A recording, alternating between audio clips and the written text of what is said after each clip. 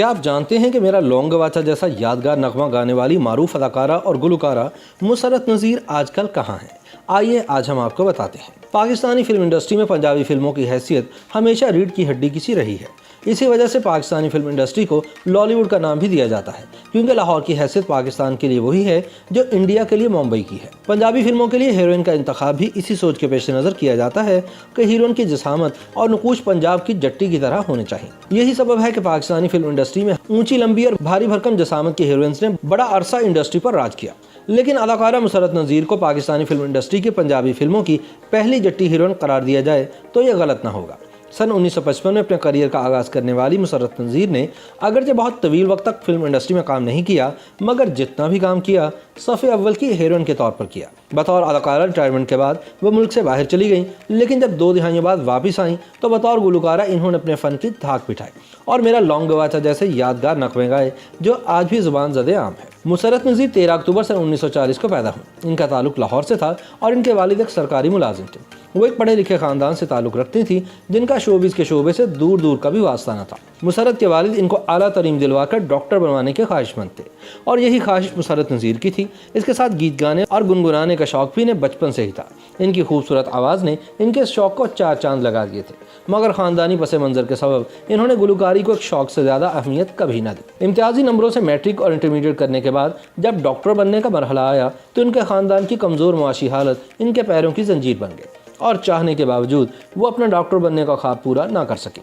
اس موقع پر مسرت نذیر نے گلوکاری کے فن سے فائدہ اٹھانے کا فیصلہ کیا اور ریڈیو پاکستان پر بطور گلوکارہ نغمہ سرا ہوئی، مگر یہاں ان کے شوق کی تو تکمیل ہو گئی، لیکن پھر بھی معاشی میدان میں گھر والوں کا ہاتھ ریڈیو کے کم معاوضے کے سبب نہ بٹا سکے۔ اس موقع پر انہوں نے لاہور کی فلم انڈسٹری میں بطور گلوکارہ قسمت آزمائی کا فیصلہ کیا، جہاں ان کی ملاقات انور کمال پاشا سے ہوئی جو کہ اپنے دور کے مایہ ناز ڈائریکٹر تھے، لیکن انہیں مسرت نذیر میں چھپی ہوئی ایک پنجابی فلم کی ہیروئن نظر آ گئی اور انہوں نے مسرت کو اداکاری کی دعوت دے ڈالی، لیکن اپنے والد کے منع کرنے پر مسرت نذیر نے اس آفر کو ٹھکرا دیا۔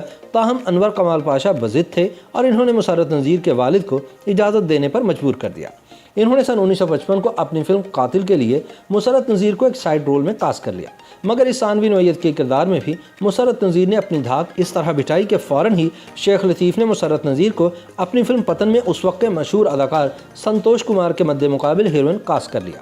یہ فلم مسرت نذیر کی زندگی کو بدل ڈالنے کا باعث بنی اور اس کے بعد انہوں نے پھر پلٹ کر نہ دیکھا اور ایک کے بعد ایک ہٹ فلمیں دیتی گئی۔ مسرت نذیر کا تعلق ایک قدامت پسند گھرانے سے تھا، اسی وجہ سے انہوں نے اپنے پورے کریئر میں اپنے خاندان کی عزت کا خیال رکھا اور شہرت کے عروج کے باوجود کوئی اسکینڈل نہ بننے دیا۔ انہوں نے ساتھی فنکاروں سے صرف کام کی حد تک تعلق رکھا اور کبھی بھی کسی کو ایک حد سے آگے جانے کی اجازت نہیں دی۔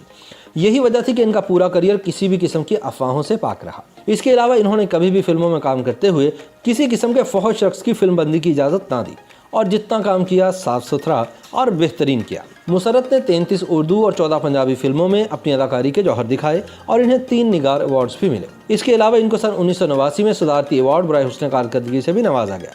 سن 1962 میں بہترین اداکارہ کا نگار ایوارڈ حاصل کرنے والی مسرت نذیر کی کامیابیوں کا سفر تیزی سے جاری تھا، مگر پھر اچانک ایک ڈاکٹر ان کی زندگی میں آیا اور اس نے انہیں بدل کر رکھ دیا۔ ڈاکٹر بننے کی خواہش رکھنے والی مسرت نذیر خود تو ڈاکٹر نہ بن سکی، مگر ایک ڈاکٹر ارشد مجید کی بیوی ضرور بن گئے اور اپنے کریئر کو عروج پر چھوڑ کر ڈاکٹر صاحب سے شادی کے بعد کینیڈا روانہ ہو گئے۔ اس کے بعد انہوں نے دوبارہ پلٹ کر نہیں دیکھا اور فلم انڈسٹری میں صرف ان کی یادیں اور باتیں ہی رہ گئے۔ پھر شادی کے 20 سال بعد یہ اپنے شوہر اور 3 بچوں کے ساتھ پاکستان واپس آئی۔ اللہ رب العزت نے ان کو 2 بیٹوں اور 1 بیٹی سے نوازا۔ مسرت نذیر اور ان کے شوہر اب ہمیشہ کے لیے پاکستان میں رہنا چاہتے تھے، اس وجہ سے ان کے شوہر نے لاہور میں ایک اسپتال قائم کیا۔ مسرت نے بھی اپنی گلوکاری کے شوق کو دوبارہ سے شروع کیا اور پھر بطور گلوکارہ پورے ملک میں دھوم مچا دی۔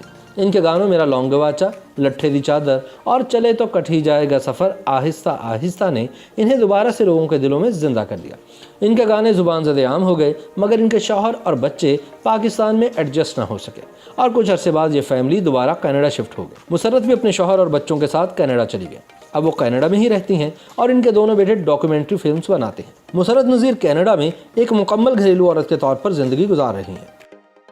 YouTube پر گوگلی نیوز دیکھنے کے لیے youtube.com کی سرچ بار میں googly news T V type کریں۔ گوگلی نیوز کے پیج پر سرخ رنگ کے سبسکرپشن والے بٹن پر کلک کرنا نہ بھولیے۔ YouTube پیج پر اپلوڈ ہونے والی ویڈیوز سے باخبر رہنے کے لیے بیل آئیکن پر کلک کیجیے۔ آپ کو ہر نئی ویڈیو کے بارے میں نوٹیفیکیشن موصول ہو جائے گا۔